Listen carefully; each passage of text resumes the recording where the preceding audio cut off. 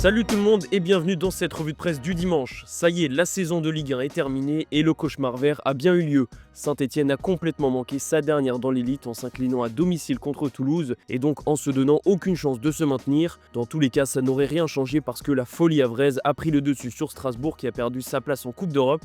Une panenka d'Abdoulaye Touré à la dernière seconde est venue offrir un maintien quasi inespéré pour les Normands qui n'auront même pas à passer par la case barrage. Au contraire du stade de Reims, les Rémois ont perdu sur la pelouse du LOSC et le but dans le temps additionnel du Havre change tout puisqu'ils se retrouvent barragistes. Ils vont devoir affronter le FC Metz en aller-retour avec une finale de Coupe de France face au PSG en plein milieu. Lille justement qui a fait tomber Reims pourrait perdre son entraîneur. Bruno Genesio pense à quitter le LOSC en raison de sa relation professionnelle avec Olivier Létang qui est loin d'être idéal. Antoine Comboiré pourrait lui aussi partir.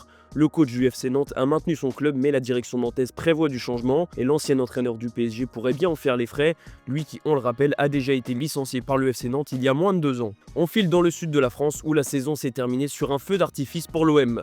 Large succès 4-2 contre le Stade Rennais avec une nouvelle fois un grand Mason Greenwood. L'attaquant anglais est passé à un penalty de dérober le titre de meilleur buteur à Ousmane Dembélé. Les deux ont fini à 21 buts, sauf que Greenwood a marqué plus de penalty, ce qui le fait passer derrière. Malgré tout, l'OM a passé une belle soirée. Roberto De Zerbi a même affirmé après la rencontre qu'il se voyait disputer la Ligue des Champions avec Marseille.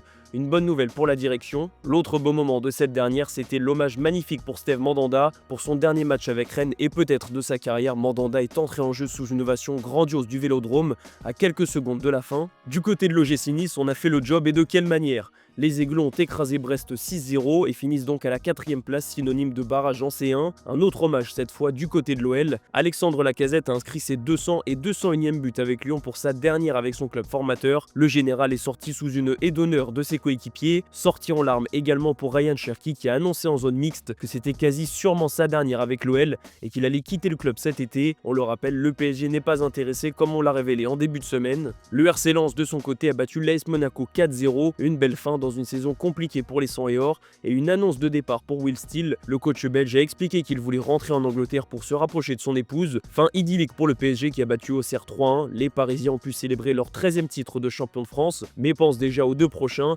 la Coupe de France et évidemment la Ligue des Champions. Justement, l'adversaire de Paris qui est l'Inter Milan joue un match capital ce dimanche contre la Lazio Rome. L'Inter doit gagner et espérer un faux pas de Naples qui se déplace à Parme pour toujours croire au Scudetto. On file en Angleterre où les aigles volants de Crystal Palace ont fait tomber Manchester City en finale de la FA Cup. Victoire 1-0 des Eagles qui empêche City de sauver sa saison. Eberechi Eze est le seul buteur du match. L'international anglais a encore une fois confirmé qu'il avait le talent pour s'imposer dans un grand club. Du côté de City, cette défaite fait mal et sera difficile à digérer. Saison blanche pour les Sky Blues, un départ sans trophée pour Kevin De Bruyne. Un City anéanti titre l'équipe. La preuve avec Erling Haaland qui a laissé son penalty à Omar Marmouche, sauf que l'Égyptien l'a manqué. La Gazzetta dello Sport explique que Pep Guardiola est à terre après cette défaite à laquelle personne ou presque ne s'attendait. Un City de cristal ironise la presse espagnole. Décidément, les joueurs de Pep Guardiola auront vécu une saison compliquée du début à la fin et heureusement que la qualification en Ligue des Champions a été assurée. Un mot sur le rival Liverpool avec le départ désormais officiel de Trent Alexander-Arnold. Les Reds doivent lui trouver un remplaçant et il pourrait s'appeler Jérémy Frimpong. On parle d'une somme de 35 millions d'euros pour le joueur formé à Manchester City qui pourrait donc faire son retour en Angleterre. Enfin, ce dimanche, Arsenal affronte Newcastle pour l'avant-dernière journée de Premier League. Un choc qui n'est pas si anecdotique parce qu'en cas de victoire à l'Emirates Stadium, les Magpies pourraient passer à la 2e place, juste devant Arsenal justement. Direction l'Allemagne où le Borussia Dortmund n'a pas tremblé lors du dernier match de la saison.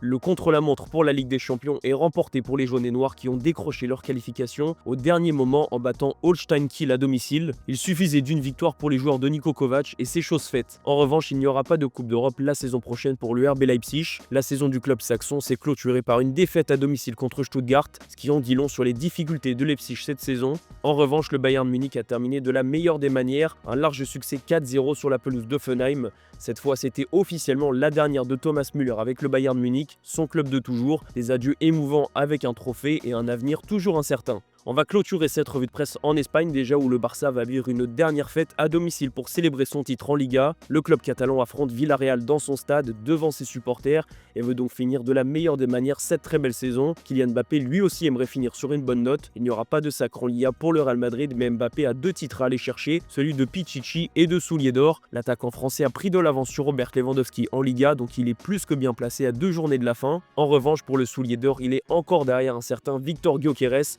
On va justement parler rapidement du Sporting, le club lisboète a été sacré champion du Portugal hier soir grâce à sa victoire contre Boa Vista. Une fois de plus, Gyökeres a marqué. Le Suédois a été très ému après le match, sûrement parce qu'il s'attend à quitter le club cet été, et c'est d'ailleurs ce qu'il a annoncé après la rencontre. Mon prochain club, on ne sait jamais ce qui peut arriver, l'avenir est imprévisible. Maintenant, je veux célébrer ce titre de champion et tenter de remporter la Coupe du Portugal, a annoncé Gyökeres. Voilà, c'est la fin de cette revue de presse les amis, merci de l'avoir suivi, et comme toujours, on se donne rendez-vous demain matin sur Foot Mercato.